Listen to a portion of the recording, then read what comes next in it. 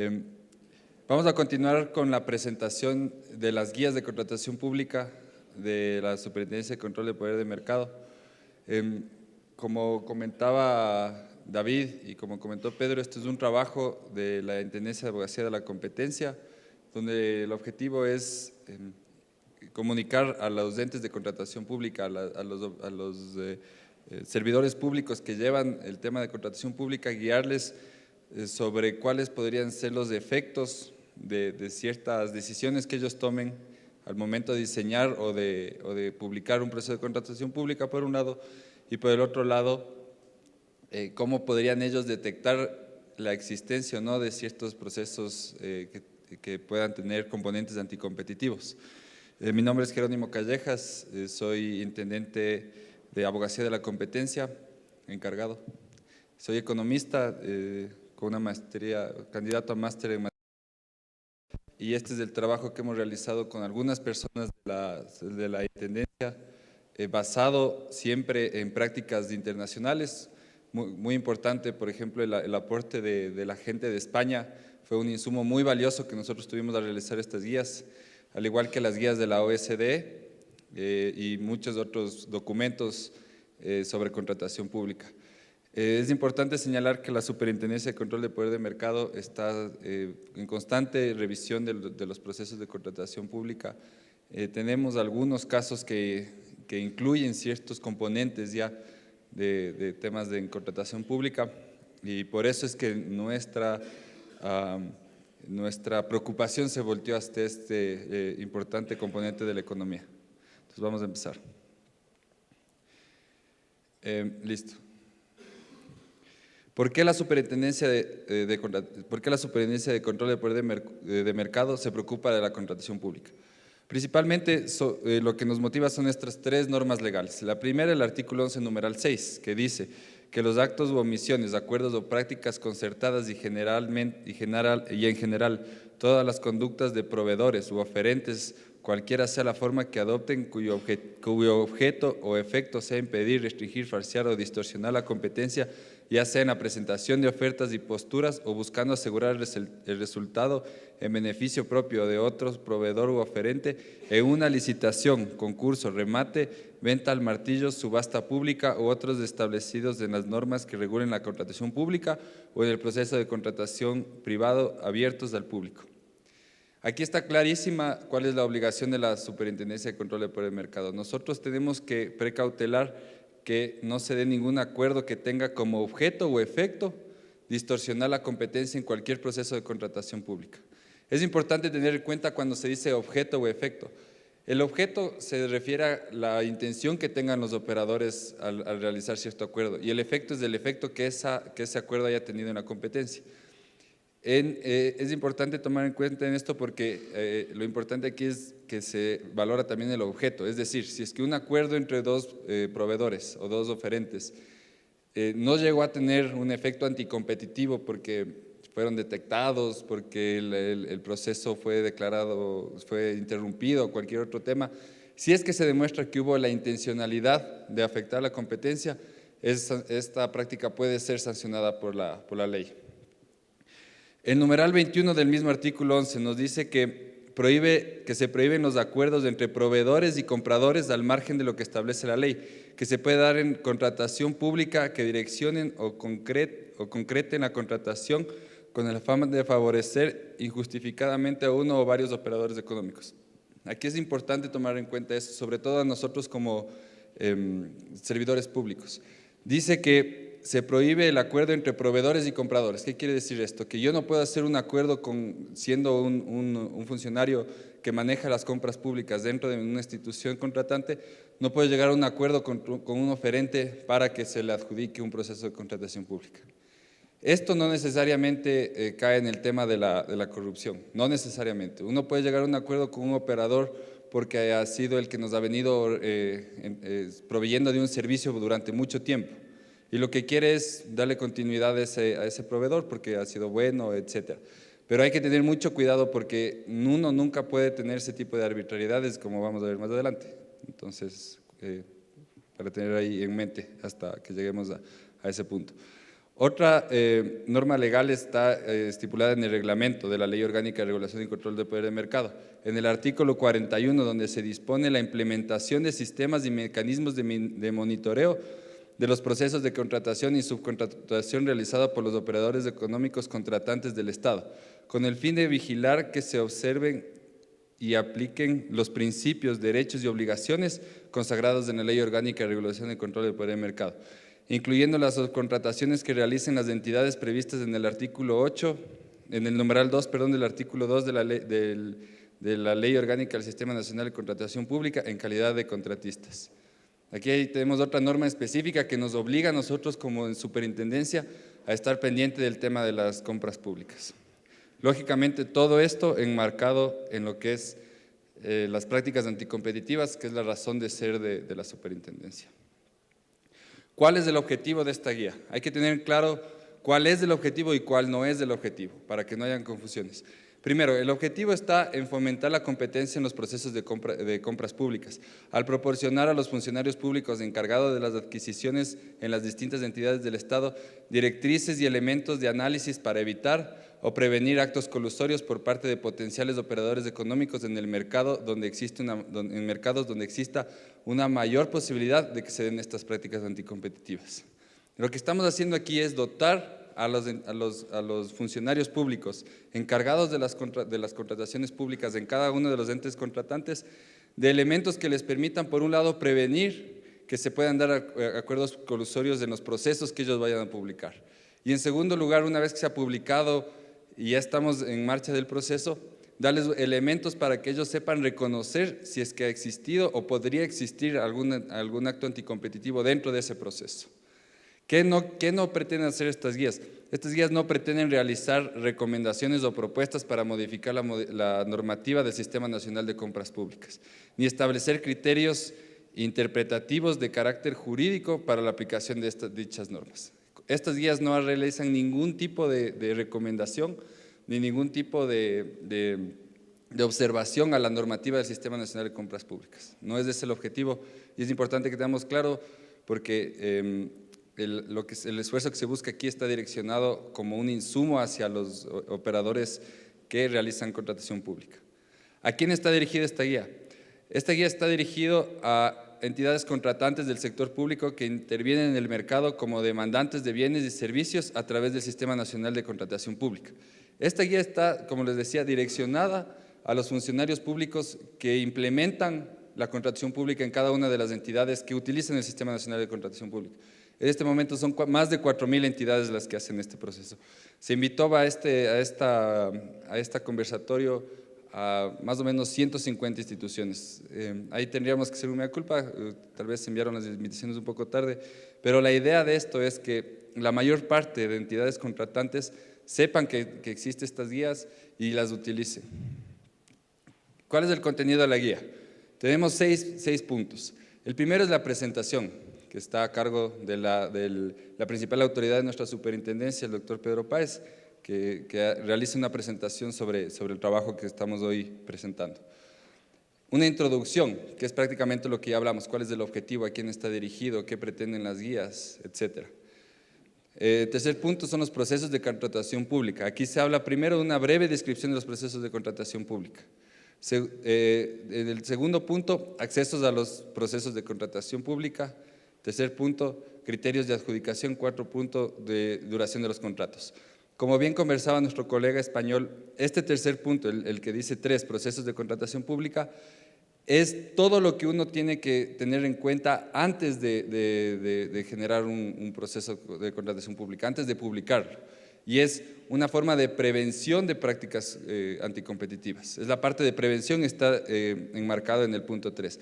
El punto 4, donde se habla ya de las colusiones compras públicas, el punto 4, donde se habla ya de la colusión de compras públicas, sería lo que nuestro colega español decía que es los insumos posteriores a ya la publicación, donde el funcionario público tiene la oportunidad de analizar. Uy, se me salió Alejo.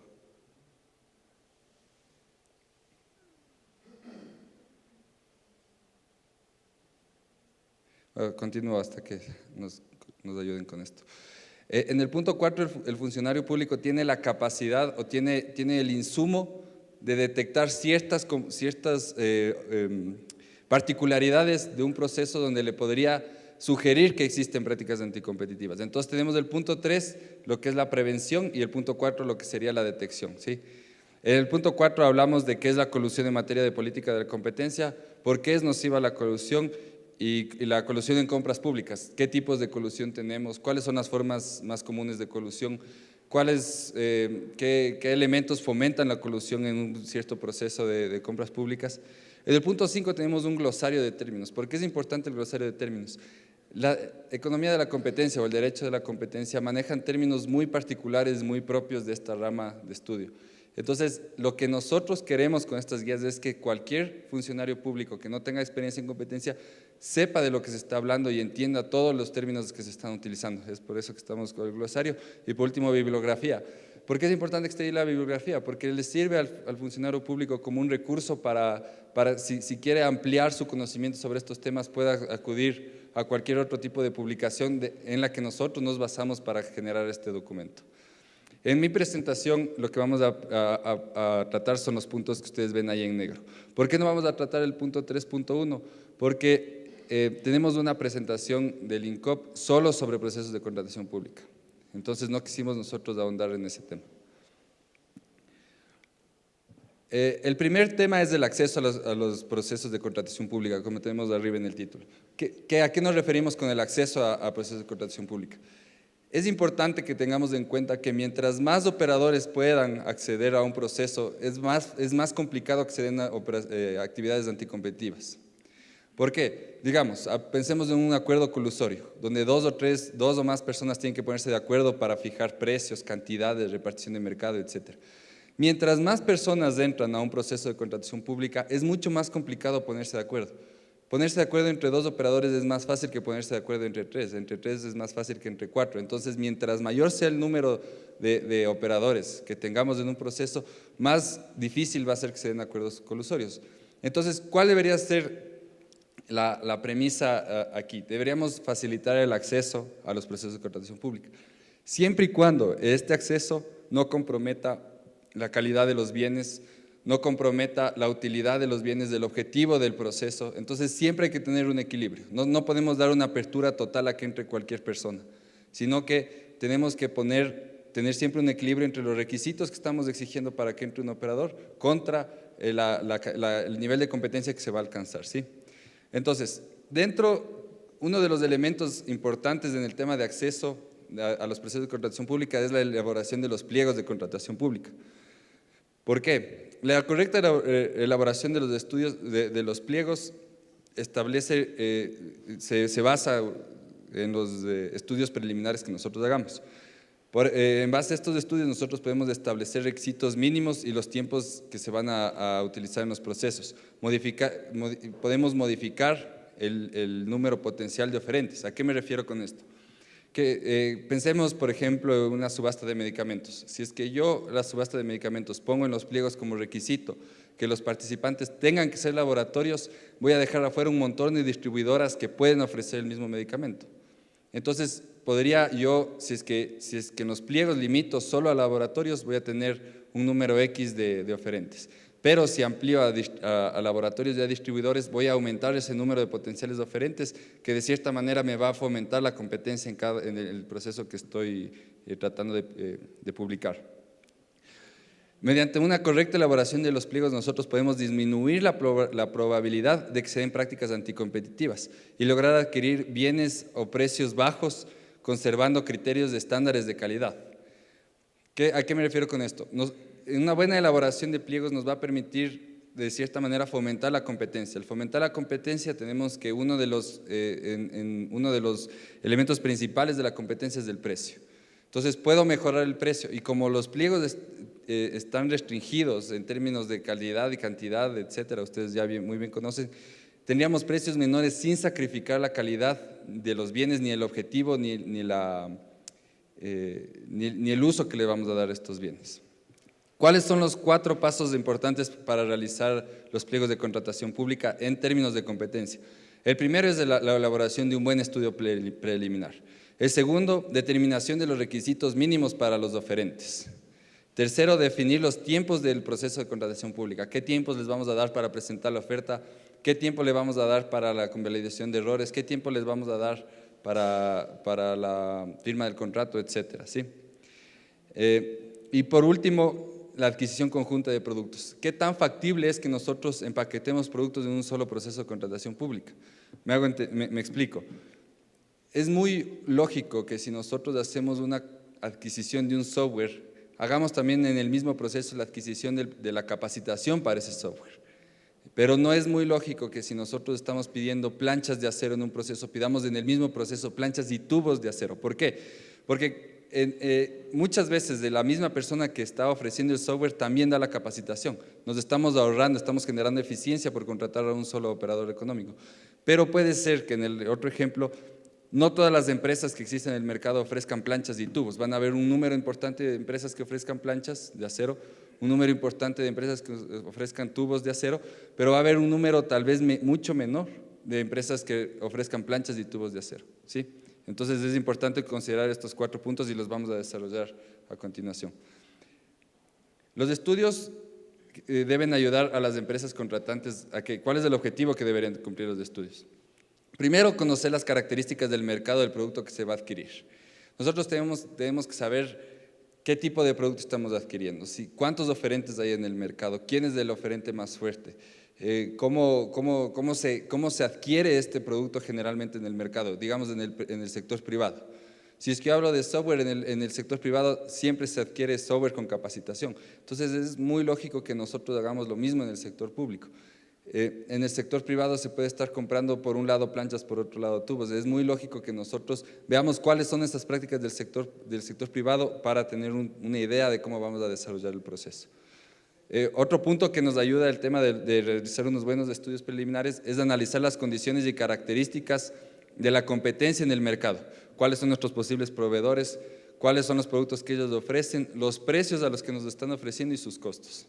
Aquí hay que ser muy cuidadosos. Cuando uno hace un estudio preliminar, tiene que considerar a todos los operadores del mercado. No podemos nosotros decir, cogemos 5, 6, y si no podemos escoger a todos, tenemos que escoger un número importante y representativo de operadores en el mercado, de tal manera que el estudio nos dé una buena idea sobre los precios que se manejan en el mercado, los productos que se manejan en el mercado y a qué costos se accede a esos productos. ¿Qué es lo que tenemos que tomar en cuenta cuando nosotros analizamos cuando realizamos los estudios? Primero, no tener preferencia previa por ningún proveedor, siempre respetando el principio de igualdad y no discriminación. Es el ejemplo que les daba al inicio. Uno puede tener cierta preferencia porque ha venido trabajando con un proveedor ya algunos años y necesita hacer una adquisición adicional y le dice, ¿te interesa? Preséntate, y cómo hacemos, le pide a él lo mismo, cuáles son los términos de referencia, qué es lo que tengo que poner yo en los pliegos. Y esto no estamos diciendo que está mal, es una práctica que mucha gente la hace por asegurar la calidad y el buen funcionamiento de ciertos bienes. Pero nunca hay que limitarse únicamente a un proveedor. Siempre hay que tener consultas con muchos proveedores, ver el criterio de muchos oferentes, etcétera. No debemos nosotros tener ninguna preferencia previa al momento de realizar un proceso de contratación pública.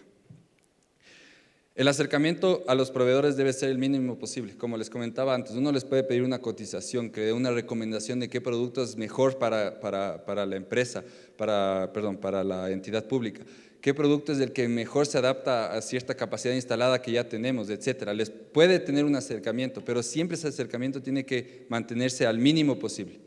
Uno no puede decirle, necesito que me digas exactamente qué producto es el que vos tienes, que me ayude con la capacidad instalada que yo tengo, y le pongo los TDRs y lógicamente van a haber ciertas características que sus competencias no puedan igualar. No tanto por tema de calidad o de propiedades del bien, sino por temas de particularidades de algunos productos. Otro tema a tener en cuenta es que la información se debe considerar información sobre cambios recientes en los procesos, en los precios del mercado analizado y de proveedores que operan en ciudades distintas, así también como bienes sustitutos. cuando hacemos un estudio tenemos que analizar cómo ha ido fluctuando el precio. Hay cierto tema de estacionalidad en los precios. Podemos conseguir, si no tenemos urgencia de adquirir un bien, podemos conseguir en otra temporada del año a un precio menor. Se ha visto un incremento últimamente en los precios. ¿A qué se podría deber este incremento? Todos esos temas habría que analizarlos cuando vamos a realizar un proceso de contratación pública.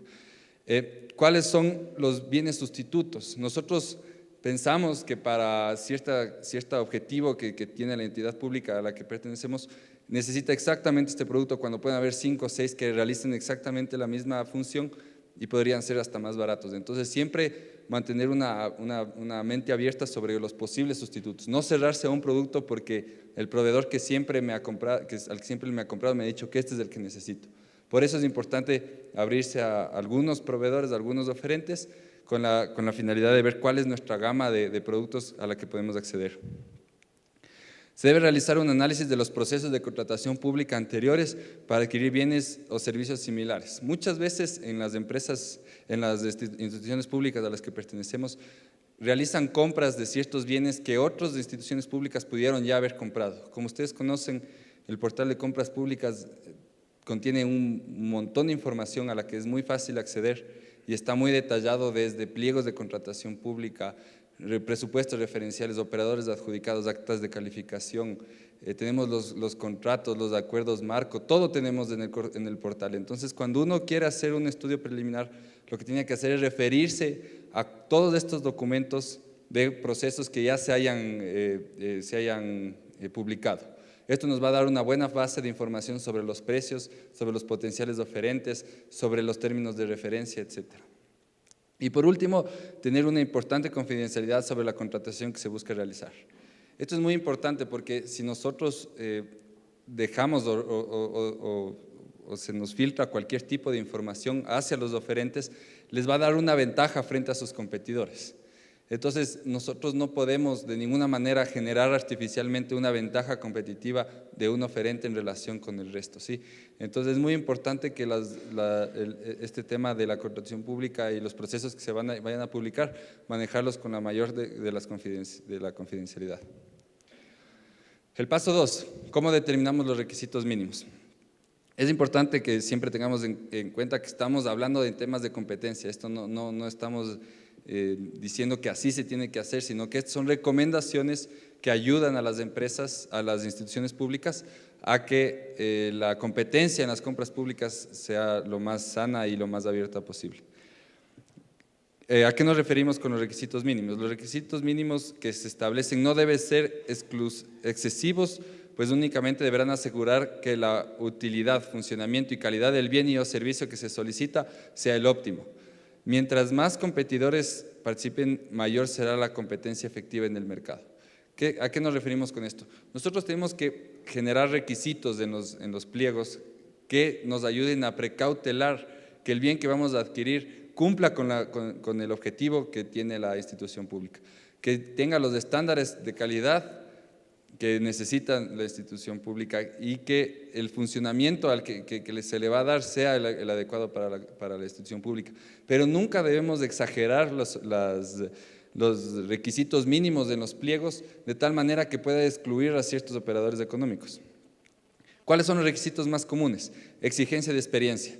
Una exigencia de experiencia es recomendable en procesos que manejan presupuestos referenciales relativamente elevados, porque muchas veces un presupuesto elevado da cuenta de ciertos bienes o servicios que son complejos y de cierta manera se necesita tener una experiencia para desarrollarlos, o que exijan importante conocimiento técnico, lo que estábamos conversando. No se debería pedir certificados de experiencia para bienes o servicios sencillos, como por ejemplo limpieza o mantenimiento de un inmueble. Es muy común que se pida, por ejemplo, experiencia a una empresa que se le contrata para que realice la pintura exterior de un edificio. Tal vez no es tan necesaria como sí la experiencia cuando estamos contratando un taladro de perforación para una empresa petrolera. No es lo mismo, ¿no es cierto? Entonces hay que tener mucho cuidado en lo que son exigencias de experiencia y saber manejarlo bien este punto. Exigencia de certificado de calidad. Exigidos si tienen una relación directa con el uso que se va a dar a un bien o servicio, certificado de buenas prácticas de manufactura, certificado de procedencia, entre otros. ¿A qué nos referimos con esto? Cuando uno exige un certificado de calidad, lo óptimo es que se lo haga en bienes donde la calidad es totalmente vital para el buen funcionamiento del bien o servicio que se va a adquirir. Por ejemplo, volviendo al tema de los medicamentos, uno cuando hace un requerimiento de un medicamento tiene que exigir que la empresa que ofrece ese medicamento tenga un certificado de buenas prácticas de manufactura, tiene que exigir un certificado de registro sanitario, un certificado de fijación de precios, porque eso ayuda a precautelar que la utilidad del medicamento esté avalada por las instituciones y por los entes responsables de este tema. ¿Cuándo no es necesario pedir un certificado de calidad? En el ejemplo que les ponía anterior, para una empresa que quiere pintar un edificio. Yo he visto algunos procesos donde se les pide certificados ISO de procesos a gente para pintar un edificio. Entonces, ¿qué relación tiene un certificado de calidad en procesos con pintar un edificio? O sea, hay que tener mucho cuidado con esto porque al hacer requisitos excesivos, podríamos estar disminuyendo la competencia efectiva que vamos a tener en el proceso. Requerimientos técnicos y económicos innecesarios o excesivos. Esto se debería evitar todo tipo de direccionamientos a operadores específicos, evitar requisitos como oferentes sean distribuidores autorizados de ciertos bienes y o servicios. Muchas veces nosotros pedimos que los participantes de ciertos procesos sean distribuidores autorizados de la marca que nos van a ofrecer. Hay que analizar bien si es que este certificado de distribuidor autorizado está direccionado a precautelar la calidad, el funcionamiento las características del bien. Si es que no es así, no es necesario pedir un certificado de distribuidor autorizado o pedir, por ejemplo, cierto tipo de contratos firmados con meses de anterioridad, etc. Hay que ser muy cautos también en estos requisitos, ¿sí? Paso 3, tiempos del proceso de contratación. Es importante tener en cuenta que los tiempos del proceso de contratación es una variable muy importante en el tema de competencia. Periodos de tiempo razonables entre las etapas de un proceso aseguran que los potenciales oferentes tengan la capacidad de cumplir con la calidad de los bienes y los servicios solicitados, comunicándose con sus proveedores, consiguiendo cualquier tipo de documento exigido en los pliegos, convalidando errores de forma y de fondo, etcétera, ¿sí? ¿A qué nos referimos con esto?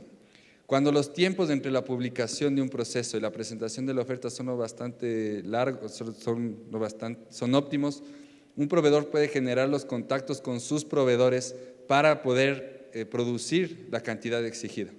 Puede conseguir ciertos requisitos, ciertos documentos que se exigen en los pliegos, como pueden ser certificados, como pueden ser avales de calidad, avales de experiencia, etcétera. En ese ejemplo concreto. En el ejemplo de la convalidación de errores de forma, por ejemplo, cuando uno da un tiempo prudencial también es más factible que los operadores que han incurrido en este tipo de errores puedan subsanar estos errores y continuar a la siguiente etapa del proceso de contratación pública. Sin embargo, hay que tener en cuenta que los tiempos tampoco pueden ser demasiado largos. No estamos diciendo con esto pongan el tiempo 1 año, 2 años, no. Hay que tener siempre el equilibrio entre la eficiencia y la competencia. Los tiempos demasiado largos complican la adquisición, en cambio, del bien que se está solicitando y muchas veces son bienes que se necesitan de una manera urgente. Entonces, siempre hay que tener cuidado que los tiempos no sean ni muy largos ni muy cortos, porque muy largos puede generar ineficiencias en el proceso de contratación pública y muy cortos podrían generar ineficiencias en términos de competencia. El paso 4, lo que hablábamos, la adjudicación conjunta de los productos. Es importante definir si resulta conveniente solicitar todos los bienes y servicios en un mismo proceso o es mejor publicar varios procesos para adquirir los mismos. Agrupar bienes y servicios que no se ofrecen en conjunto en el mercado pueden disminuir el número de operadores económicos que potencialmente podrían participar en el proceso de contratación pública. En este punto se vuelve muy importante los estudios previos, porque nosotros en base a los estudios previos vamos a ver cómo se está ofertando ese bien en el mercado privado. El mercado privado es un muy buen benchmark o comparativo cuando estamos analizando la adquisición en un mercado, digamos, en las compras públicas. Si es que en el mercado privado 2 o más bienes se adquieren de manera conjunta, quiere decir que existe una complementariedad bastante fuerte entre estos bienes, es muy lógico que en nuestro proceso de contratación pública lo hagamos también de manera conjunta. Si es que no se evidencia que los bienes se adquieren de manera conjunta, es más bien saludable que se hagan dos procesos distintos, ¿sí? En esto también hay que tener muchísimo cuidado y es un análisis que se tiene que hacer bastante profundo. Como comentaba nuestro colega español, las guías son bastante generales, entonces, porque no se puede entrar a la particularidad de cada uno de los bienes y en cada una de las entidades públicas. Entonces, lo que sugieren las guías es implementar una manera de pensar a los operadores que realizan las contrataciones públicas para que se fijen en este tipo de recomendaciones. En estos 4 pasos que les he dado, es siempre importante que se tenga en cuenta que estamos hablando aquí de un trade-off entre el número de competidores y la eficiencia. Si es que nosotros quitaríamos todos los, digamos, no exigiríamos certificado de experiencia, certificado de calidad, etcétera, podríamos aumentar el número de competidores, pero estaríamos sacrificando de cierta manera la posible calidad y eficiencia de los bienes que estamos solicitando.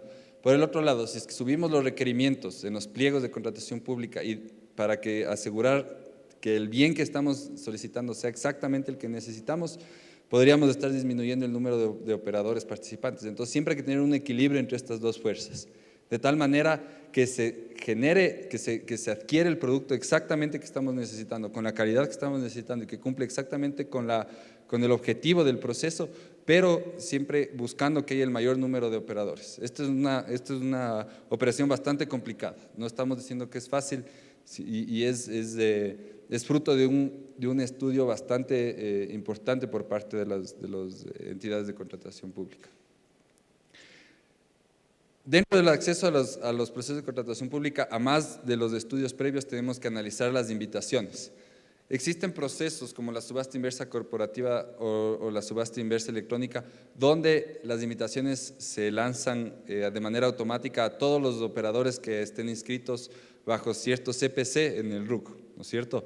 Pero hay otros procesos donde las invitaciones las realiza el ente contratante, como son en la compra directa o en publicaciones, etcétera, ¿sí? Entonces, cuando hablamos de esto, en las invitaciones hay que tener en cuenta lo siguiente: las razones para invitar a uno u otro operador deben estar fundamentadas en las ventajas competitivas que estos operadores presentan y que de cierto modo pueden traducirse en mejores condiciones de contratación para la entidad adquiriente. Bajo ninguna circunstancia se deben elegir a los operadores invitados a participar por razones distintas a las características del bien y o servicios ofrecidos y que implican mejores condiciones de la contratación pública. ¿A qué nos referimos con esto? Si es que nosotros vamos a elegir 6 operadores económicos para realizar una invitación, esos 6 operadores económicos debe estar bien detallado el por qué les estamos invitando a esos 6 operadores. Y esas razones deben estar justificadas por ventajas competitivas que nos ofrecen mejores precios, mejor calidad, menores plazos de entrega, etcétera. Y nunca justificado por temas como el que hablábamos, ¿no? Que es el proveedor que siempre me ha dado, porque y le conozco de algún tiempo, porque es el que está más cerca, porque fue el primero que le encontré en la guía. Todo eso, o sea, hay que ser muy cauto en el tema de las invitaciones. En lo que se refiere a con validación de errores y de forma, de errores de fondo y de forma. Esto es muy importante que tengamos en cuenta porque la convalidación de errores de fondo y de forma ayudan a que ciertos oferentes que cometieron errores que no afectan el espíritu de la oferta puedan seguir participando en el proceso de contratación pública y de esta manera aumentar el número de potenciales oferentes. En todos los procesos precontractuales se da la posibilidad de corregir errores y esta oportunidad se la debe conceder por igual a todos los participantes. Si se le da a uno, se le tiene que dar a todos, ¿no es cierto?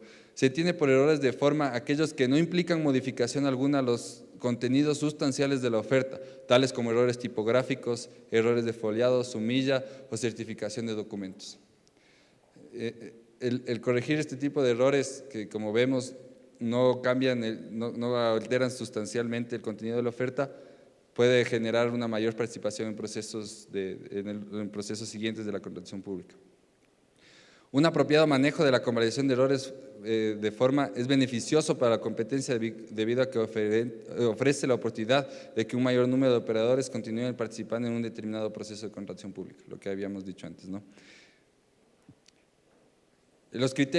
Otro tema, más del acceso a los procesos de contratación pública, que es lo que hemos hablado hasta ahorita, son los criterios de adjudicación. ¿Qué tenemos que tomar en cuenta cuando vamos a calificar una oferta? Y en función de esa calificación terminar adjudicando un proceso a cierto oferente. Primero debemos garantizar el trato igualitario y el trato no discriminatorio a todos los oferentes que se hayan presentado al proceso. Para esto tenemos que definir la metodología de calificación de las ofertas de una manera que mantenga coherencia con el objetivo del proceso. La metodología tiene que obedecer a las variables más importantes que nosotros consideramos que se deben tomar en cuenta al considerar el objeto del proceso, ¿no es cierto? Si es que un bien o servicio me va a servir para satisfacer determinada necesidad, ver cuáles son las variables que le ayudan a ese bien o a ese servicio a cumplir con ese objetivo, ¿no es cierto? Y darle la mayor calificación a las variables más importantes y una menor calificación a las variables menos importantes. Es importante tampoco establecer una clara es importante considerar que el no establecer una clara metodología de calificación de las ofertas presentadas puede lesionar gravemente a la competencia.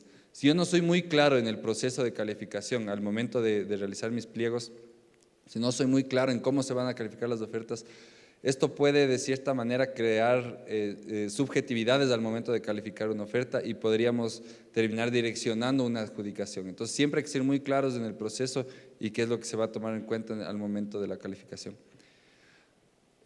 Otro tema en lo que son criterios de adjudicación, siempre hay que tener precisión en la definición de los criterios de calificación. Cuando se usa un criterio de calificación distinto al precio, como la calidad, asistencia técnica, experiencia, entre otros, es necesario que los criterios de ponderación que se utilizan sean definidos con claridad.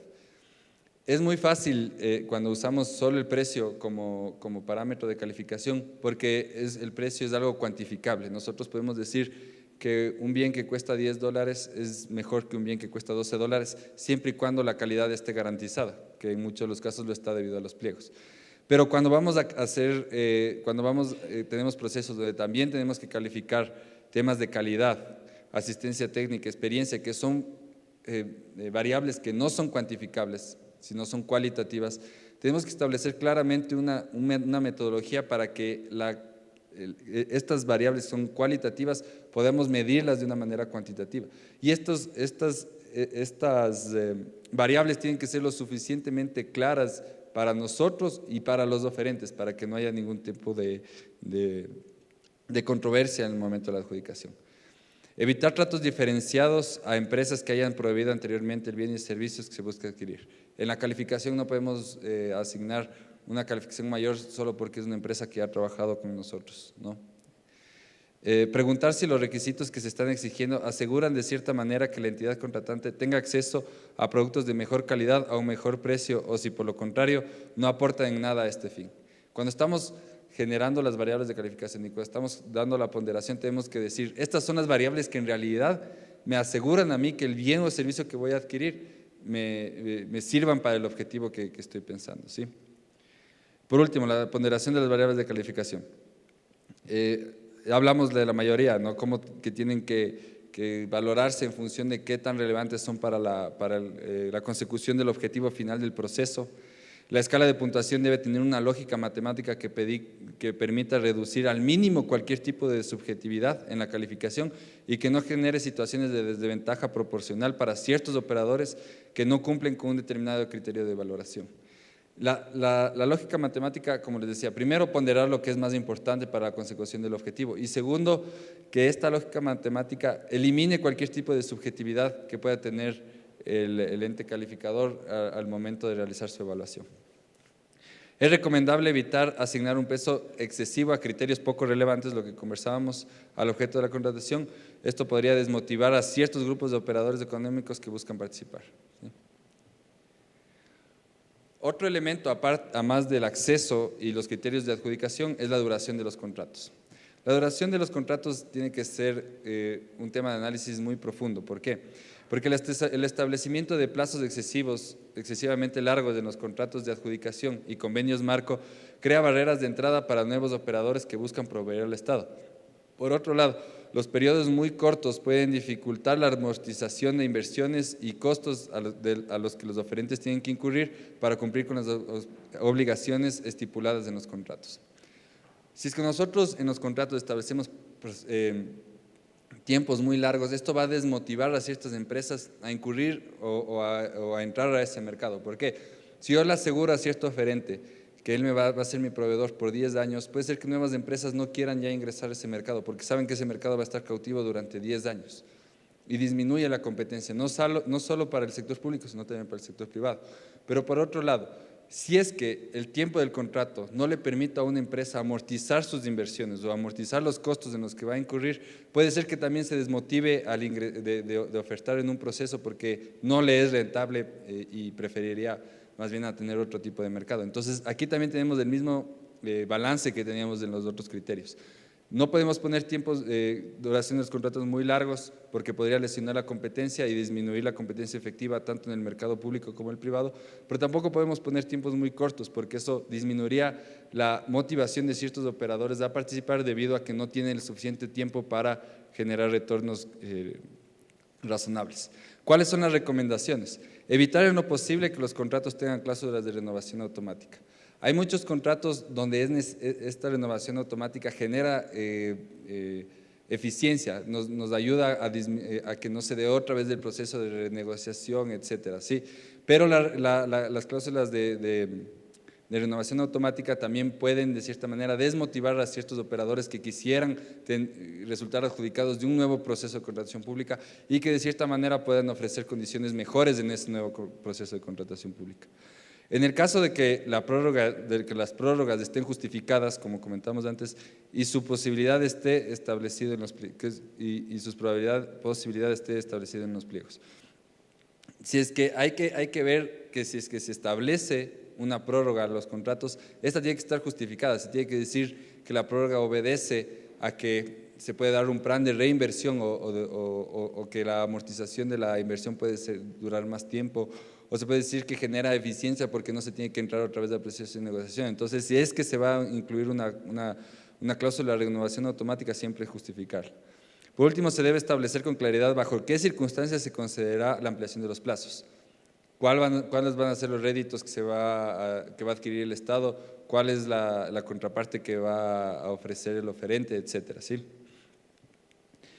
Todo lo que hemos analizado hasta ahora forma parte de la prevención de prácticas anticompetitivas. Si nosotros tomamos en cuenta todos los elementos que se habló hasta ahora, podemos de cierta manera prevenir que en los procesos de contratación pública que vamos a nosotros a subir al portal o vamos a publicar, se disminuya sustancialmente la probabilidad de que se den acuerdos anticompetitivos. Ahora, ¿qué pasa una vez que ya se publicó, ya tengo las ofertas, etcétera? Aquí es cuando nosotros tenemos la posibilidad de analizar los procesos y decir si es que estos tienen o no una probabilidad importante de que existan prácticas anticompetitivas. Y es aquí donde entra el tema de la colusión en las compras públicas.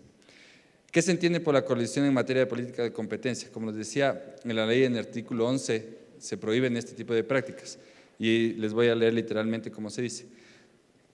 Una práctica colusoria es cualquier forma de acuerdo, decisión o recomendación colectiva o práctica concertada, conscientemente paralela y en general todos los acuerdos y conductas realizados por dos o más operadores económicos cuyo objeto y efecto sea o pueda ser impedir, restringir, falsear o distorsionar la competencia, afectar negativamente a la eficiencia económica o al bien general. Las prácticas colusorias no exigen un acuerdo formal siempre, no es que tiene que estar firmado, sino puede ser algo bastante informal. Puede ser un acuerdo declarado o oculto entre operadores que participan en la conducta. Es importante esto porque uno pensaría que para que sea un acuerdo colusorio nosotros tenemos que firmar algo y decir nos pusimos de acuerdo de tal manera. No, muchos de los acuerdos colusorios se dan en reuniones muy informales, como pueden ser reuniones familiares, fiestas, etcétera, donde ciertos gerentes o mandos altos de operadores económicos, de oferentes, se ponen de acuerdo para generar cierta práctica anticompetitiva. ¿Por qué es nociva la colusión? ¿Por qué tanto interés en combatir esta práctica anticompetitiva? Primero, impide que los precios, las cantidades ofrecidas de bienes y servicios y la calidad de los mismos sean fijados mediante la interacción de la oferta y la demanda. Cuando yo coludo, me pongo de acuerdo en los precios, me pongo de acuerdo en la calidad, puedo decir, ve, no nos matemos entre nosotros, pongamos tal precio y los dos ganamos, o no nos peleemos en calidad, pongamos la misma calidad y estamos tranquilos, ¿no es cierto? Segundo, impiden que las entidades del sector público y la sociedad en última instancia se beneficie de mejores ofertas en términos de precio, de calidad e innovación de bienes y o servicios que se busca adquirir.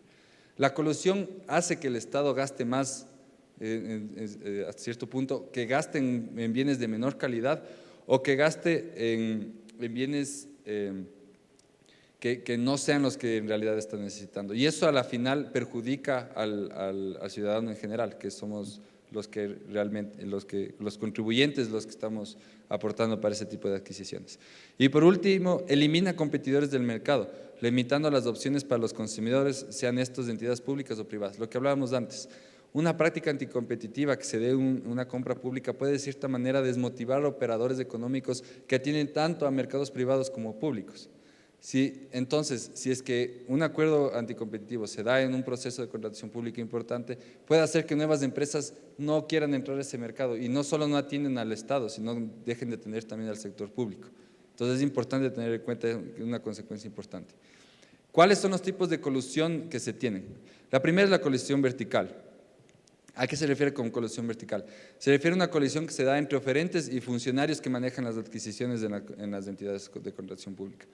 Eso es lo que habíamos conversado, de cierta manera, gente que direcciona pliegos o gente que tiene algún tipo de negocio con un familiar y que le hace la adjudicación, ¿no es cierto? Eso sería una colusión vertical. Y una colusión horizontal se da entre operadores que participan en el mismo mercado. ¿Esto qué quiere decir? Que yo publico un proceso de contratación pública, pero son los operadores que me ofertan a mí los que se ponen de acuerdo entre ellos para fijar precios, repartirse mercados, disminuir la calidad, etc. ¿Cuáles son las formas de colusión entre oferentes? De esto ya habló un poco nuestro colega de español, ¿no? Primero, la oferta de resguardo complementaria. Esta es una de las maneras más frecuentes con las que se colude. Consiste en que uno o varios participantes del acuerdo presentan una oferta que contenga por lo menos uno de los siguientes elementos. Dentro de un acuerdo, de un acuerdo colusorio, se conversan varios oferentes y ya deciden quién va a ganar el operador A. Y el resto de participantes presenta oferta cuyo precio es mucho más alto en comparación a la oferta que va a presentar la empresa A. De esta manera se direcciona el proceso de contratación pública, ¿no es cierto? Otra manera de que se dé este tipo de colusión es que el resto de participantes que no son del operador A contienen especificaciones distintas a las solicitadas en los pliegos de contratación pública, por ende no son aceptadas en las entidades contratantes. ¿A qué nos referimos con esto? Si es que en un acuerdo colusorio decidimos que el operador A va a ganar, todo el resto de los integrantes del acuerdo colusorio presentan ofertas, puede ser con precios menores, pero que contengan errores de fondo que van a desembocar en que no se les termina habilitando para continuar con el proceso de contratación pública. De esta manera, un único oferente llega a la siguiente instancia y puede ser adjudicado por negociación directa, etcétera, ¿sí? Otra forma de colusión es la suspensión de ofertas. Esto consiste en que uno o varios miembros del acuerdo colusorio acepten abstenerse de participar en un proceso de contratación pública o deciden retirarse del mismo, logrando que solo un operador económico presente su oferta y forzando a la entidad contratante a negociar directamente con esta oferta. Si es que yo lanzo una publicación y yo sé que tengo 6 operadores económicos que podrían entregar ese bien o servicio, pero solo se presenta uno, habría que preguntarles a los otros 5 por qué no se presentaron. Muchas veces les dirán, es que a mí el precio referencial no me convencía, la cantidad era muy alta o simplemente no me interesaba. Hay que ver cuáles son las verdaderas motivaciones, si son estas que acabo de citar o si la no participación proviene de un acuerdo deliberado para que un solo oferente se presente y resulte adjudicado. Puede ser incluso, y esto sí es bastante, si ustedes analizan, es bastante frecuente, que se presenten 2 ofertas. O sea, uno ya hace la inversión en el tiempo para preparar la oferta, analiza los pliegos, consigue los certificados, presenta su oferta, le habilitan la oferta y el rato de la puja, por ejemplo, no participa, solo presenta ¿cómo se llama? perdón, la oferta inicial y ya no puja para la siguiente, o sea, ya desiste de la puja, ya solo oferta inicial y se ve que el otro participante hace una puja mínima del 1 o el 2%, que es la puja mínima, y se le adjudica. Son comportamientos que resultan bastante raros, porque si yo ya invertí tanto tiempo en preparar la oferta, ya sé que la puja mínima es del 2%. Lo mínimo esperable es que haga la primera puja, porque ya sabe, esas condiciones ya sabe que son requisitos para resultados adjudicados. Entonces, son estos temas los que hay que tener en cuenta, ¿no? Repartición del mercado es otro tema bastante importante. Si es que la repartición del mercado, la correlación de repartición del mercado es que ciertas empresas solo se presentan en procesos, digamos, en la sierra. Otras distintas empresas solo se presentan procesos en la costa y etcétera, ¿no es cierto? Cuando en el mercado privado ellos sí están ofreciendo sus productos a nivel nacional, ¿sí? Hay que tener muchísimo cuidado. Si es que yo voy a comprar servidores, por ejemplo, los servidores, mucha gente compra en Guayaquil o compra en Quito independientemente, ¿no es cierto?, en el mercado privado. Pero si es que yo veo que en muchos procesos de contratación pública, donde yo estoy pidiendo servidores, solo participan empresas de la costa, y donde yo estoy pidiendo servidores, solo participan en la sierra, solo participan empresas de la sierra, tendríamos que preguntarnos si es que ahí hay una repartición de mercado donde dice, tú dedícate a la sierra, yo me dedico a la costa en contratación pública y no nos peleamos. Entonces, son los tipos de colusión, ¿no? ¿Cuáles son los factores que facilitan la colusión entre oferentes?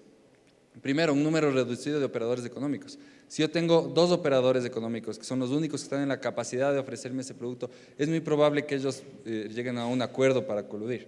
Sería mucho menos probable que se dé una colusión si tengo 18 operadores económicos, porque un acuerdo entre 18 personas es mucho más complicado que un acuerdo entre 2 personas.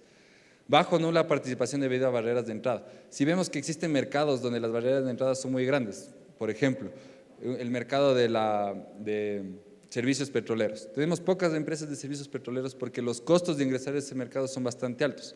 Existen costos hundidos, existen inversiones bastante altas. Entonces, cuando tengo barreras de entrada muy altas, es más probable que existan acuerdos colusorios. Condiciones del mercado. Las condiciones del mercado se refieren a si hay estabilidad en precios, estabilidad en cantidades. Cuando no hay mucho movimiento en el mercado, es más fácil que se dé acuerdos colusorios. Existen asociaciones o gremios. Si para el producto que estamos solicitando, los operadores, los potenciales oferentes tienen un gremio, por ejemplo, no sé, como puede ser un gremio de laboratorios o un gremio de distribuidores de medicamentos, puede ser un gremio de catering, de empresas de catering, etcétera. Es mucho más fácil que existen acuerdos colusorios porque ya existe una plataforma de comunicación entre ellos, comparado con un mercado donde no existe un gremio, donde no existe un facilitador de la comunicación entre oferentes. Por último, continuando, existen productos o servicios idénticos. El bien que me ofrece el oferente A es exactamente igual al bien que me ofrece el oferente B. Si es que esta realidad se da, es mucho más fácil coludir porque los dos pueden controlar muy bien cuáles son los precios de los insumos, cuáles son los precios a los que están vendiendo, etcétera. Hay pocos sustitutos. No puedo ir a comprar un sustituto al bien que estoy pidiendo, por ende tengo que comprarles a los pocos oferentes que hay. Poca innovación y tecnología. No hay una carrera por mejorar el bien. Ese es el punto central de esto. De un mercado donde no hay poca innovación ni tecnología, quiere decir que los operadores no están en constante renovación de sus productos porque quieren acaparar la demanda del otro. Es una evidencia de que no es un mercado donde existe una competencia muy fuerte. Participación baja de operadores en procesos. Publico un proceso para concesión de carreteras y siempre me participa 1, 2, 3, 4 en lo mucho, siempre es baja, entonces es más probable que se den acuerdos colusorios. Operadores fantasmas, empresas que, como las que decíamos, se presentan 2 o 3 empresas y hay dos empresas, una empresa que solo llega hasta la oferta inicial y no realiza ninguna puja o nunca resulta adjudicada. O sea, se presenta todo el tiempo y siempre está perdiendo, no es proactivo en la puja, no ofrece precios bajos. Ese sería un operador fantasma, ¿no? Ofertas conjuntas. Vemos que para ciertos procesos se presentan 2 operadores económicos con una sola oferta y para un proceso bastante parecido que ofrezca el mismo bien se presentan por separado. Entonces, es que vemos que ellos, es un indicio de que ellos tienen ya una relación comercial, y cuando existe una relación comercial es más fácil que se llegue a un acuerdo colusorio. Repartición geográfica del mercado, lo que comentamos, vemos que ciertos procesos para ciertos productos solo se adjudican a empresas o solo participan de empresas de una determinada región geográfica. Rotación de ofertas. Habemos 5 oferentes de un bien o un servicio, y primero gana el oferente A, después gana el B, después del C, después del D, después vuelve a ganar el A, después del B, después del C. Entonces están rotando, se puede de cierta manera encontrar un patrón donde se ve que se están turnando los procesos. Y por último, subcontratación de competidores. Si es que yo voy con mi competidor a un proceso de contratación pública y le gano, pero resulta que después le adjudiqué o le subcontraté para que cumpla con cierta parte del proceso, es mucho más probable que ellos estén de cierta manera coludiendo en otro nivel, ¿no? Otro tipo de factores que facilitan la colusión sería el aumento repentino de precios. Tenemos un proceso que se está adjudicando a un precio X y de repente aumenta al doble para los siguientes procesos. Diferencia significativa de precios, lo que hablábamos, ¿no es cierto?, parecido a lo de arriba. Discriminación de precios, yo le estoy vendiendo al Ministerio de Salud un medicamento a un precio, pero al IES le estoy vendiendo mucho más caro. ¿Por qué se da eso? ¿Sí? Reducción significativa del precio, puede ser que antes estaban coludiendo y se rompió la colusión y de repente los nuevos procesos se están adjudicando mucho más baratos. Eso es importantísimo, un importantísimo factor que tenemos que tener en cuenta, porque la reducción de un precio implica que tal vez antes había colusión y podríamos de cierta manera investigar esos procesos anteriores. Boicot del proceso. Yo he conversado con algunas personas y me dicen que a veces hay ciertos operadores económicos que el momento de las preguntas o respuestas mandan 300 preguntas, que los entes de contratación pública no pueden contestar las 300 preguntas, por ende se les cae el proceso. ¿Por qué? Porque no avanzaron a presentar o porque tenían alguna oferta que no estaba. Entonces, entre los 3 o 4 oferentes que hay, empiezan a solo meter preguntas de cualquier cosa para que se caiga el proceso. Eso es un boicot de un proceso, por un lado. Por otro lado, un boicot sería no participemos en la primera publicación y esperémonos a la segunda, porque por ley tienen que subirnos del precio referencial y podemos tener un mejor precio. Entonces, todo esto son boicot de procesos. Si es que nosotros vemos eso, es mucho más probable que se esté dando una práctica anticompetitiva. Errores de forma similares, lo que conversaban nuestras compañeras de Colombia. Yo he visto ofertas para contratación pública que tienen el nombre de la misma empresa en las 2 ofertas. O sea, dice, esta es la oferta del operador A y esta es la oferta del operador B, y después aquí dice el operador A ofrece tal cosa y aquí el operador A ofrece la misma cosa. O sea, ¿cómo nos van a decir ellos que no se copiaron si está el nombre de los 2 en la misma oferta? Entonces, ese tipo de errores de forma hay que siempre estar pendientes. Temas que usan la misma letra, mismos errores ortográficos, mismos formatos, mismos errores incluso de fondo que hayan presentado, ¿no es cierto? Coincidencias en papelería y formato, lo que conversamos, y operadores económicos relacionados. Hay veces que yo entro como productor y entro a participar con mis 3 distribuidores, que son míos también, ¿no? Entonces, aparece ahí como si fuéramos empresas independientes, pero en realidad estamos obedeciendo a una misma voluntad económica.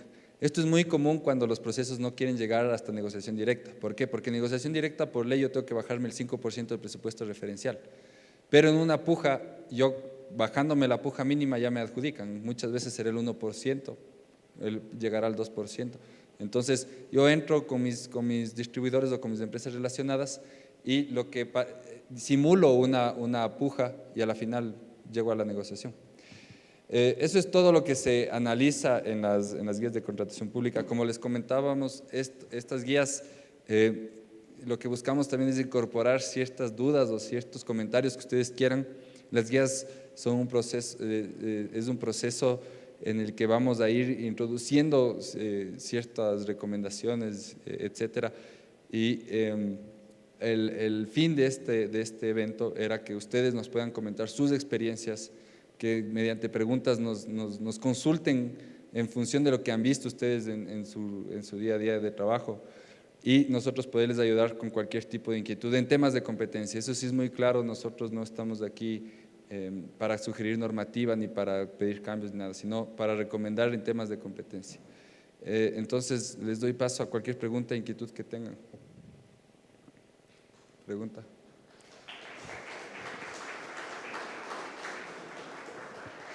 Si me ayudan con un micrófono, por favor, para las preguntas.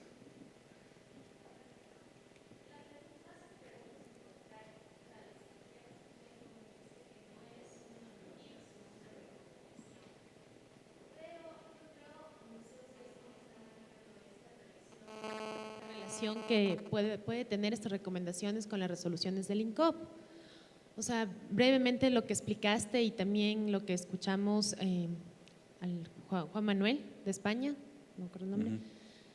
O sea, yo veo que hay cierta contraposición con algunas regulaciones del INCOP. Entonces, aunque esto sea una recomendación, como entidad contratante, tal vez en su mayoría no les vamos a poder aplicar. Entonces, no sé si ustedes están teniendo relación o hablando con el INCOP para que estas recomendaciones sean acogidas de alguna manera en las resoluciones que emite el INCOP, ¿no? Que son con las que yo veo que habría un cierto problema más que con la ley o el reglamento. ¿Me podrías dar un ejemplo donde hay una contradicción? Por ejemplo, bueno, aquí no, pero por ejemplo en el tema de limitar a ciertos competidores en el mercado. Por ejemplo, en una consultoría, normalmente la ley te dice que tú tienes que definir si son personas naturales o jurídicas por el soporte técnico que te puedan brindar en la consultoría, hasta ahí. Pero hay una disposición del INCOP en el que te dice que inclusive tú tienes que definir si son personas jurídicas con fines de lucro o sin fines de lucro. Simplemente porque al ser sin fines de lucro, el precio que ellos te ofertarían en una consultoría bajaría. Entonces ahí como que yo veo una contraposición con el tema de que estoy limitando ya un montón que haya más oferentes en el mercado, por ejemplo. Ya, eso es súper buena tu pregunta y es importantísimo que tengamos en cuenta que existen ciertas políticas públicas que son ya de carácter mucho más importante que cierta normativa que pueda darse en temas de competencia. Te doy un ejemplo clarísimo. En la Constitución tú tienes la disposición de que se tiene que dar preferencia a operadores o oferentes nacionales y no a oferentes extranjeros. Muchas veces esa disposición o esa disposición a través de que está también en la ley, en los reglamentos, etcétera, en muchos de los casos lo que se hace es habilitar a los nacionales y solo deshabilitar a los extranjeros. O sea, no es que se da un porcentaje como que se le mejora la calificación al nacional, muchas veces solo se hace esa discriminación. Y ahí estarías disminuyendo el número de oferentes. Pero ¿cuál es el tema? Que nosotros, ahí hay un bien mayor que es el hecho de cuidar la producción nacional, el apoyo a las empresas nacionales, igual con el tema de las microempresas o lo que tú decías, las empresas con o sin fines de lucro.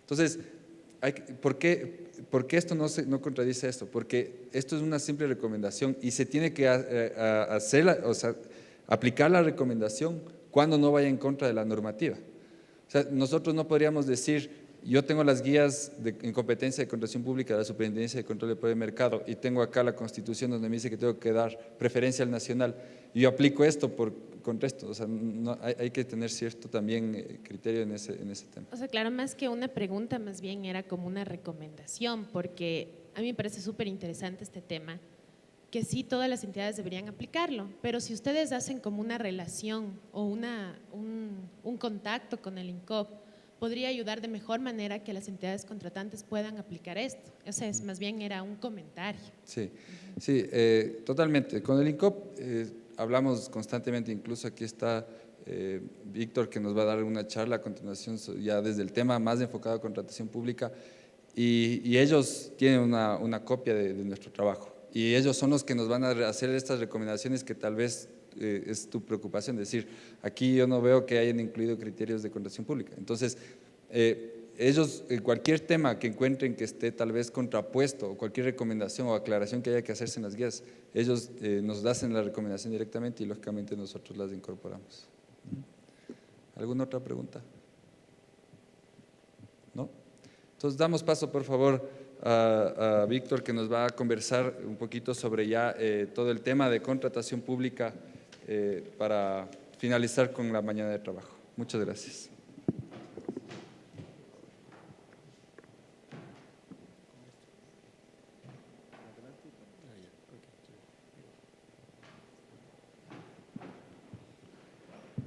Bueno, buenas tardes.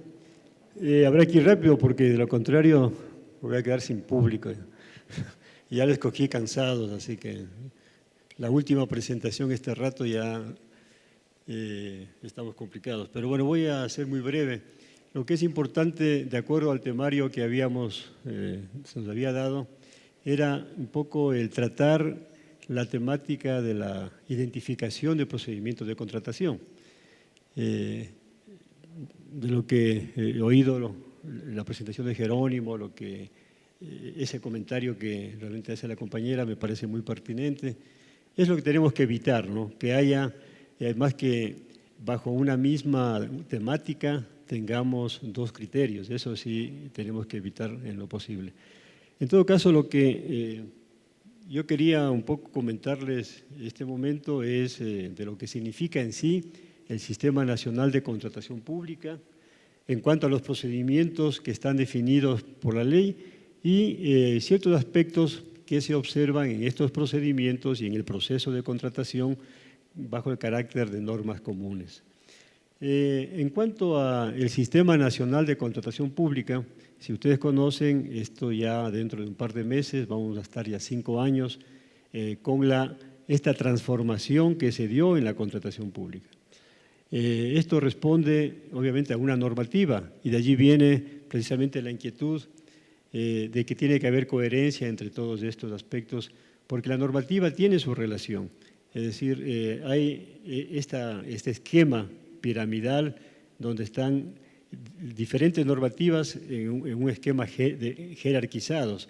La propia Constitución, el artículo 288, dispone cómo se debe realizar la compra pública, ¿no es cierto? Que habla de criterios de calidad, de eficiencia, de transparencia, responsabilidad social, responsabilidad ambiental, pero también habla de que hay que dar preferencia, dice, a las unidades productivas micro, pequeñas, medianas y a los actores de la economía popular y solidaria. Criterios que indudablemente están manifiestos también en la legislación correspondiente. Luego, el principal instrumento son las leyes orgánicas.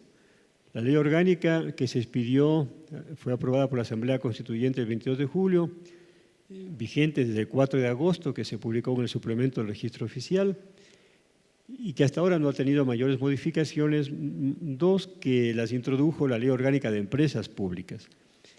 Parecería que esto hay ya un trabajo de la Asamblea Nacional que casi 1 año y medio, 2 años ha trabajado en el tema, hay un documento muy acabado al respecto, que esta nueva legislatura ya pronto la va a tratar. Y realmente lo que entiendo que se va a afianzar toda la legislación que está dada y a reforzar principalmente el aspecto de seguimiento. Precisamente lo que un poco aquí se ha hablado y esa preocupación que hay respecto a que todo lo que se establece en la normativa obviamente se cumpla, ¿no? Y que de allí yo creo que hay este tema de la colusión. Creemos de que con este énfasis que se le va a poner a la parte de seguimiento, yo creo que va a ser una buena oportunidad de que realmente se pueda controlar este aspecto. En todo caso, en la ley orgánica del Sistema Nacional de Contratación Pública, como ustedes conocen, provocó un nuevo sistema de contratación prácticamente. Se creó un marco institucional. Esta ley crea al Instituto Nacional de Contratación Pública como el órgano rector del sistema, inclusive con una capacidad de expedir una normativa secundaria. Y esto es lo que se viene aplicando. Y también hay unas tareas específicas en el seguimiento, pero claro, ha habido una cierta debilidad en cuanto a las atribuciones legales que este organismo tiene, que es lo que se corregiría con esta reforma de la ley orgánica. Bueno, esto es importante en la medida que también el mismo INCOF ha creado todo un área de control, ¿no es cierto? Entonces, cumple, y como establece la ley, un seguimiento de todo el ciclo transaccional de la contratación pública. Bueno, tenemos la ley orgánica que establece todos los aspectos principales en cuanto a las diferentes fases de preparatoria, precontractual, contractual, y la misma revisión de los procedimientos de contratación, que esto es complementado e implementado, digamos, a través del reglamento general. Este reglamento, el vigente, que se expidió mediante la publicación del registro oficial del 12 de mayo del 2009, que es el que está vigente, que hasta el momento ha tenido algunas reformas, 9 reformas, que han ido ajustando ciertos aspectos precisamente para ser más eficiente en su implementación. Algunas tienen que ver con el aspecto especialmente de obras viales, algo de consultoría, algo de la parte de obras en general, algo relacionado con giro específico del negocio, algo con régimen especial, pero en este momento se ha ido afianzando todo este esquema normativo. Y complementariamente a este reglamento y a la ley orgánica están, lo que habíamos comentado, las resoluciones del INCOP, que precisamente es allí donde se establecen, por ejemplo, plazos, los tiempos, es decir, la forma de contratar. Al menos hay una resolución para cada procedimiento y hay algunas resoluciones que tratan temas de orden general. Por ejemplo, la resolución 83, donde se explica cómo debe manejarse el tema de la convalidación de errores, ¿no es cierto? Y cómo debe interpretarse, qué es lo convalidable, qué es lo no convalidable, etc. Entonces, allí ya se indica. Hay resoluciones que tienen que ver con la elaboración de los documentos de estos previos, que son los estudios que la ley dice,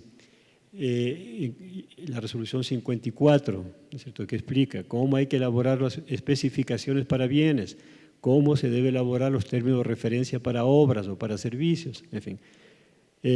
Luego, la 53, de la información relevante, el expediente, es decir, cada una de estas resoluciones un poco como que van ordenando estos aspectos y claro, no deben ser contradictorios con lo que dice la ley. Lo que allí se hace es implementar lo que dispone la ley orgánica y también establecen el reglamento general. En cuanto a la contratación pública, yo creo que valdría siempre, si hablamos de esta temática, es importante creo que enunciar al menos, y dado la hora vamos a ser muy rápidos al respecto, de los principios en los cuales se debe sustentar la contratación pública, las decisiones que tomemos, bien sea para seleccionar proveedores y más aún para realizar la contratación, ¿no es cierto?, en sus diferentes fases. Este primer principio de legalidad que es importante, ¿no es cierto?, justamente tenemos todo este marco normativo que es el que debemos observar. Si bien debemos tener en cuenta que otro elemento dentro del marco normativo, si bien no es parte de él, pero sí lo implementa, que son los instrumentos normativos. Hay un concepto en general en la ley que busca homologar los términos, homologar los procedimientos, homologar los instrumentos.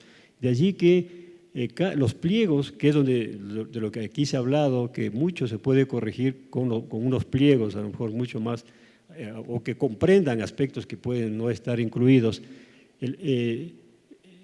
Se cuenta, porque así la ley lo establece, todas las entidades para elaborar unos pliegos deben contar con modelos de pliegos, ¿cierto? Y es allí donde justamente lo que se busca es que los sistemas en general, por ejemplo, de calificación de ofertas, respondan a cierta metodología, dependiendo del tipo de procedimiento, ¿no es cierto? Que puede ser los parámetros cualitativos, es decir, no valorados, o los parámetros cuantitativos que se valoran. Es en el pliego donde realmente tiene que estar todo explicado y todo ser muy claro. Entonces, pero tiene que haber un principio de legalidad. Ahora, ya que hablamos de instrumentos, se complementa obviamente con los instrumentos informáticos, que también cada procedimiento responde a una herramienta informática. Más aún ahora que también se ha hecho extensivo a todos los procedimientos de régimen especial. En todo caso, es importante este principio de legalidad porque el servidor público tiene que tomar una decisión, cualquiera sea esta, sustentada en la normativa, ¿no es cierto? Si no estamos para interpretar la ley, sino para aplicarla. El principio de trato justo, la propia ley establece un equilibrio entre las obligaciones y responsabilidades, tanto sea de la entidad contratante, buscando de que no haya un sentido más subjetivo en la aplicación de la normativa, y por el lado, obviamente, del proveedor, que tampoco haya un aprovechamiento del Estado. La igualdad, precisamente, responde al concepto de no direccionar los procedimientos. Y allí toda esta normativa secundaria que se ha ido también expidiendo. No orientar las contrataciones hacia determinados proveedores que benefician a unos en perjuicio de otros. La calidad es un tema que hemos comentado, la propia Constitución lo dice, ¿no es cierto? Bueno, pero ¿qué significa esto? Entendemos que tiene ahí dos alcances. Por un lado, la misma calidad en la gestión, es decir, como dentro de los teóricos, ¿no es cierto?, hablan de que la calidad está dada cuando se hacen las cosas bien desde el comienzo, ¿sí?, desde la primera vez. Entonces, esto llevado un poco a la gestión de la contratación sería que no haya procesos que se repitan, que se cancelen, que se declaren desiertos. Entonces, pero es un elemento fundamental de la eficiencia en la administración del recurso público. La gestión del recurso público es una tarea que debe también estar sustentada en este aspecto central. Y la otra calidad también, o la calidad también se relaciona con el objeto de contratación. De allí la importancia de que las especificaciones, los términos de referencia, todo, tengan la debida profundidad y que realmente se cumpla con lo que la ley establece al respecto. El otro principio relacionado con la calidad también es la vigencia tecnológica, y esto se va a poner mucho énfasis también en el futuro. Deben las entidades contratantes, precisamente en este ciclo de vida útil o el tiempo de vida útil, perdón, de los bienes objeto o de los objetos de contratación, que respondan fielmente a cómo debe operar, cómo tiene que funcionar, que alcancen realmente, que funcionen en forma óptima, que deban tener los repuestos si es necesario, pero claro, hay que superar algunos problemas que se han dado y a veces en algunas áreas de que los bienes no cubren o no cumplen con el ciclo de vida útil en los cuales debe funcionar adecuadamente. Entonces, para esto también tiene que haber, por ejemplo, las garantías técnicas apropiadas. En fin, el concepto de vigencia tecnológica resulta cada vez un tema más importante porque siempre oímos, ¿no?, de que se compró equipos súper modernos, pero al mes dejó de funcionar porque le faltó una pieza, porque no tuvo asesoría, etcétera, etcétera. Entonces, este es un tema también en que se quiere poner mucho énfasis en el futuro. La oportunidad, otro tema importante, actuar acorde con un aspecto central de esta transformación en la contratación pública, la planificación. La planificación, un elemento central que está relacionado con el actuar oportunamente, porque ahí también, ¿cierto?, hay el concepto de lucro cesante en la inversión del Estado que debe ser muy tenida en cuenta. ¿Qué dice aquí? Bueno, el otro elemento viene a ser algo relacionado con lo que se comentaba hace un rato y que tiene que ver con la concurrencia. Propiciar la mayor participación de oferentes posibles. Precisamente todos los procedimientos de contratación tienden a eso, si bien hay algunos que son de contratación directa, ¿no es cierto?, pero igualmente siempre propiciamos que hasta también en esos casos debe haber buenas prácticas de gestión mediante, por ejemplo, procedimientos de preselección.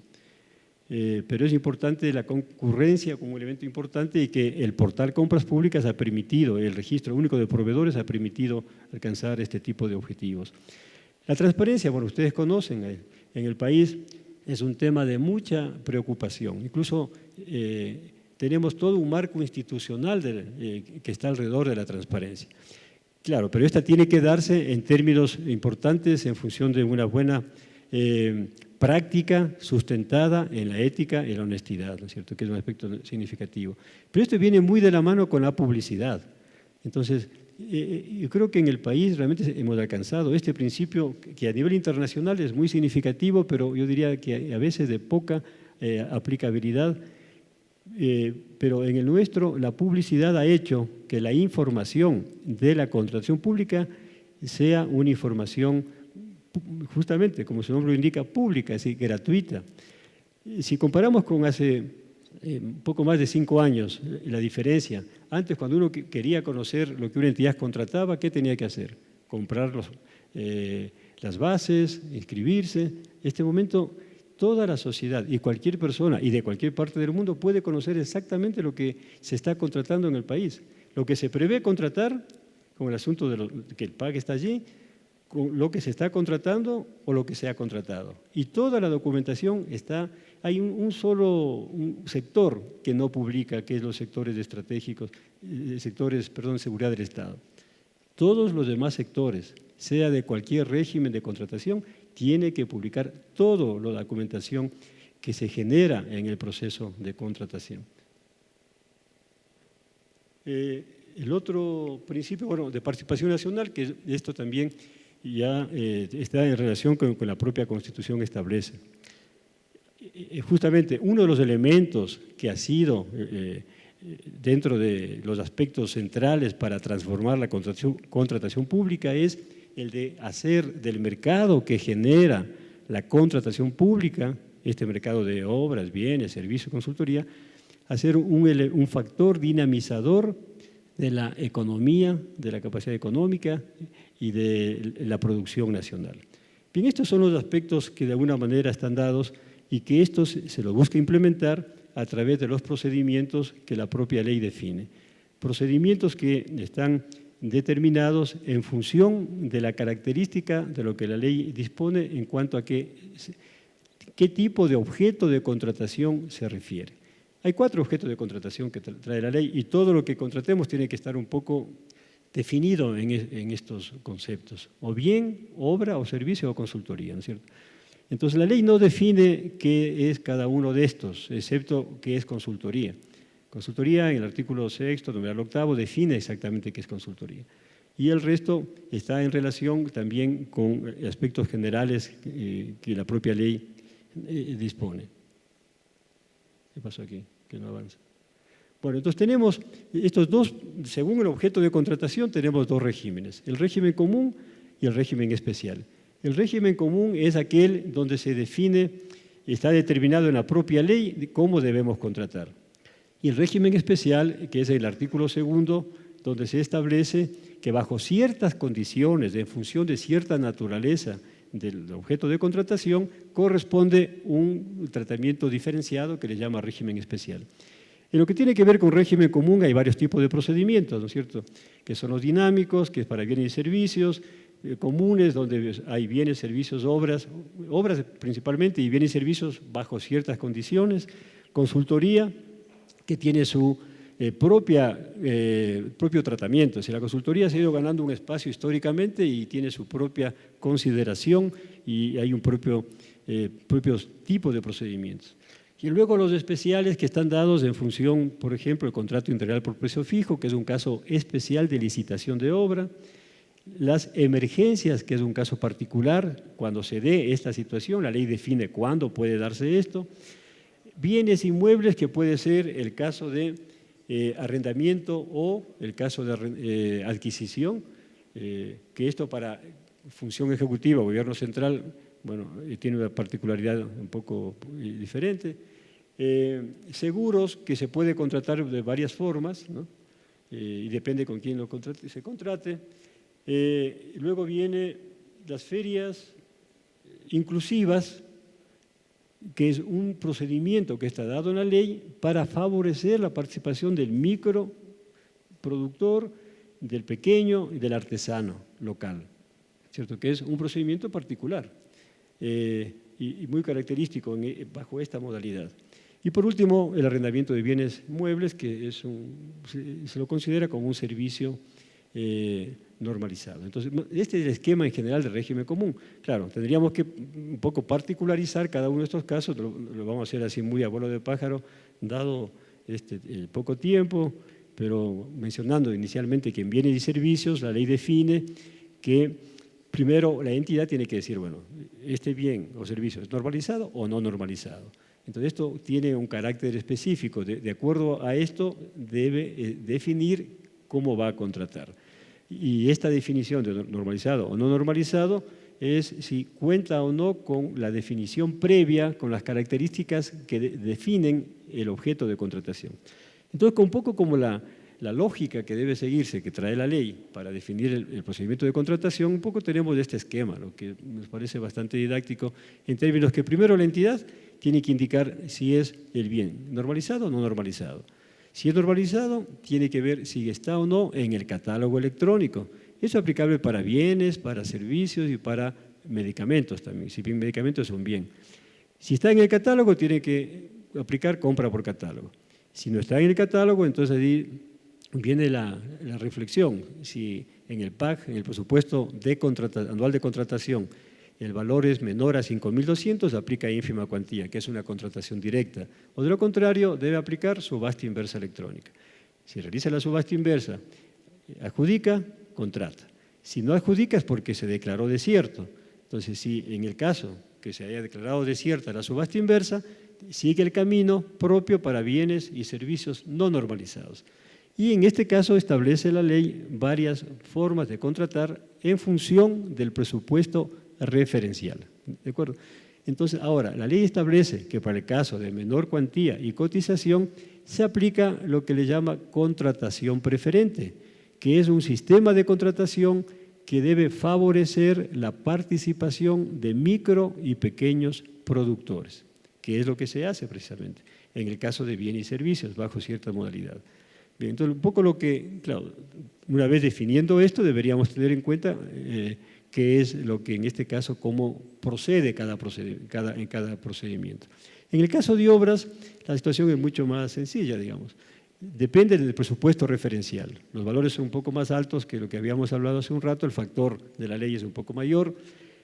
Entonces ahí tenemos tres modalidades, o menor cuantía de obras, cotización o licitación. Cada una de estas también tiene su propia característica, ¿no es cierto?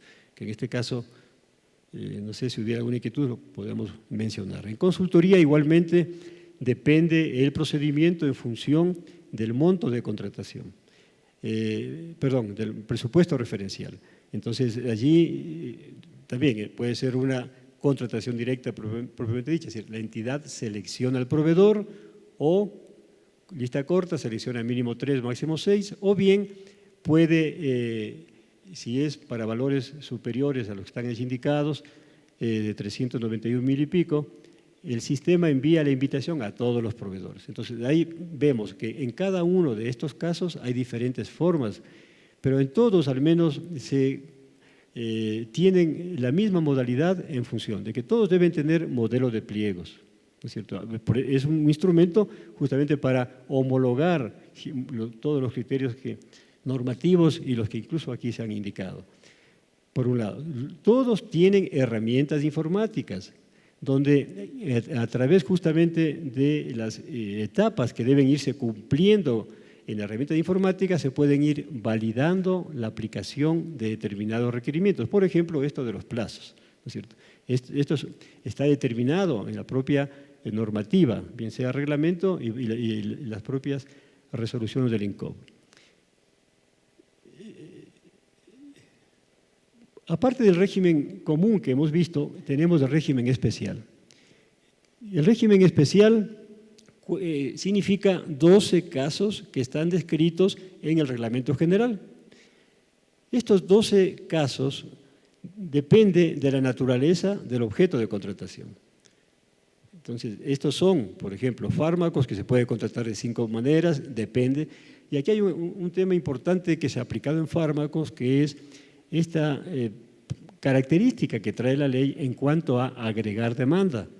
Entonces, de allí se genera este proceso de subasta corporativa, que también aplica en este caso, ¿no es cierto?, donde se agrega demanda de varios usuarios, varios contratantes, que son en este caso los 5 principales contratantes de medicamentos a nivel nacional del Estado.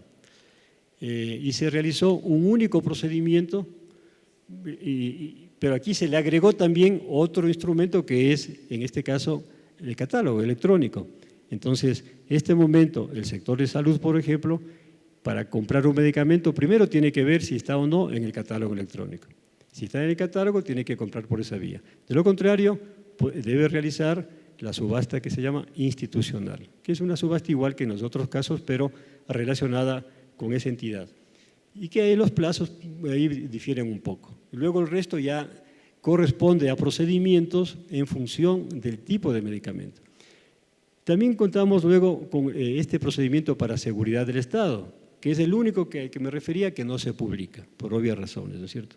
Pero tiene un procedimiento que está dado en la normativa.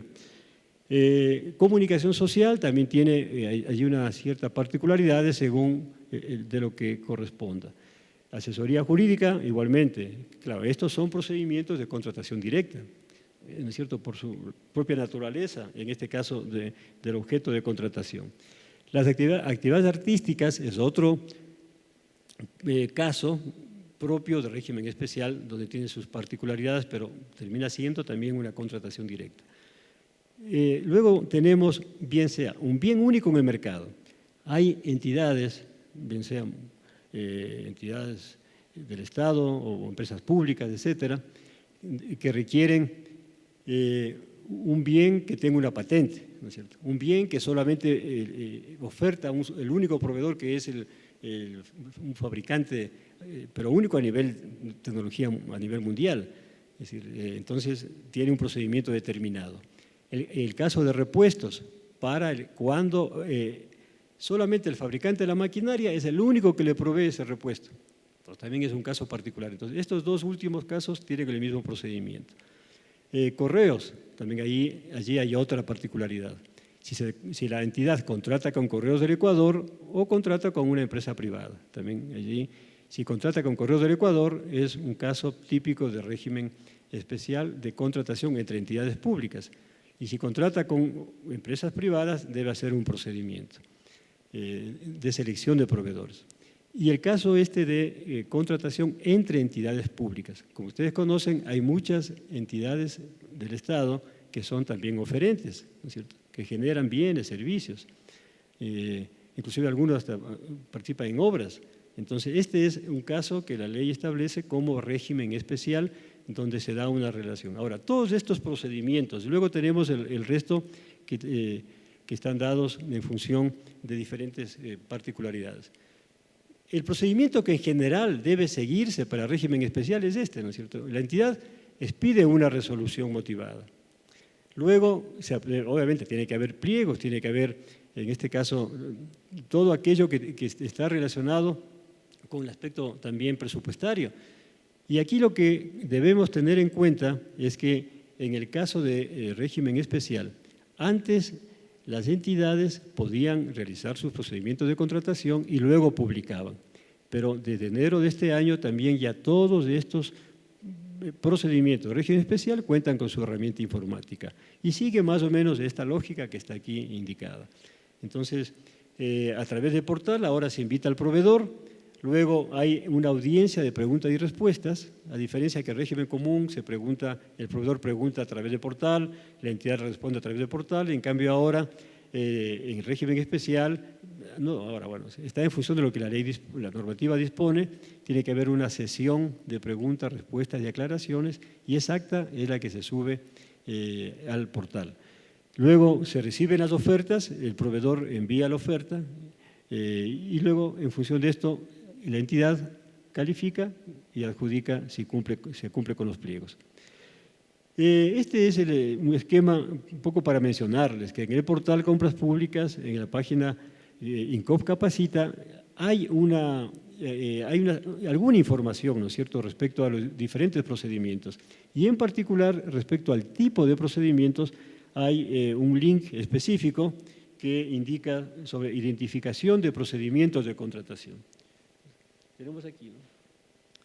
Bueno, es decir, toda esta información está en el portal y perfectamente se va actualizando según, en este caso habrá que actualizarlo cuando haya modificación del presupuesto del Estado. Y un poco para concluir con esto, quisiera comentarles en general lo que persigue la contratación en términos de proceso como tal. La contratación pública obviamente es un proceso, ¿no es cierto?, que tiene varias fases, incluso la propia ley así lo define, fases, cada fase tiene sus etapas, las etapas tendrán sus actividades sus tareas, etcétera, ¿no? Pero en lo central tenemos estas fases: preparatoria, precontractual, contractual, y esto es lo que precisamente se busca de alguna manera implementarlo. Desde agosto del 2008, la fase precontractual se le ha realizado a través del portal Compras Públicas. Y desde enero de este año también la fase contractual tiene una herramienta informática ahora, y las entidades también tienen que aplicar esta herramienta informática. Entonces tenemos la fase preparatoria, que es la que se inicia con las entidades, sería prácticamente con el plan anual de contratación. Luego, cuando inicia ya un proceso de contratación, empieza ya la información importante allí es la que genera el área requerente y termina con los pliegos. Dijimos de que para esto debe contarse con el modelo de pliegos, que es precisamente el instrumento donde se establecen todas las disposiciones y términos contractuales que se tiene que observar. Luego, la precontractual empieza con la creación del proceso en el portal y termina con la adjudicación. Y por último, la fase, en la precontractual hay esta interacción entidad-proveedor, ¿no es cierto?, proveedores. Y la contractual empieza con el contrato y termina con el acta de entrega-recepción. En fin, todo esto, las dos fases, precontractual y contractual, ya están informatizadas. Claro, se está trabajando también en informatizar la fase preparatoria. Entonces, de esa manera tendríamos las tres fases, es decir, todo el proceso de contratación bajo un esquemas que tendemos a que todo sea homologado e incluso automatizado. Bien, este sería un poco el esquema que tendríamos, ¿no? Porque luego viene aquí la fase preparatoria, que lo he comentado, la fase precontractual, que es lo que se tiene que observar ahora ya para todos los procedimientos, ¿no es cierto? Tienen que aplicarse, como dijimos, herramientas informáticas. Entonces, de aquí, bueno, habría ciertas particularidades en cada caso que, dado el tiempo, no lo vamos a comentar. Y por último, la fase contractual. La fase contractual, que está relacionada con tres aspectos. Primero, el registro del contrato y con toda la implicación de lo que significa esto. Luego, la ejecución del contrato, que tiene que seguirse bien sea bien o servicio, sea consultoría o sea obra, tiene sus particularidades. Hay herramientas que le van a permitir, en este caso, al administrador del contrato, subir toda la información y contar con un medio informático de apoyo para su gestión.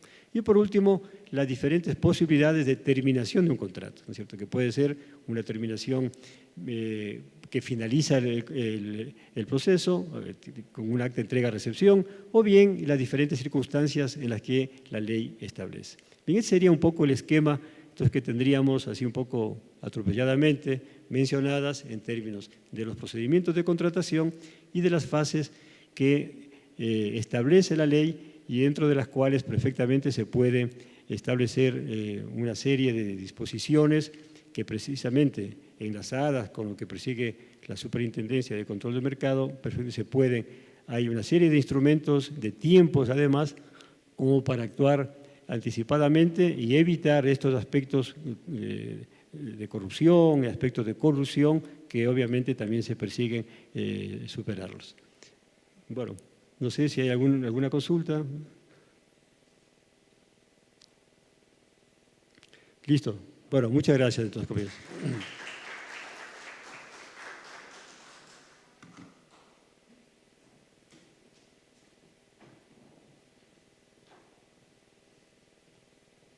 Agradecemos mucho, Víctor, por su presentación. Les agradezco mucho por haber asistido. Cualquier comentario y sugerencia, por favor, a cualquier correo electrónico de los que han visto hoy, sobre todo el mío, geronimo.callejas@sspm.gov.es. Esta es su casa, como bien dijo el superintendente y David. Entonces, muchas gracias por haber participado y espero que les haya interesado la mañana de trabajo. Gracias.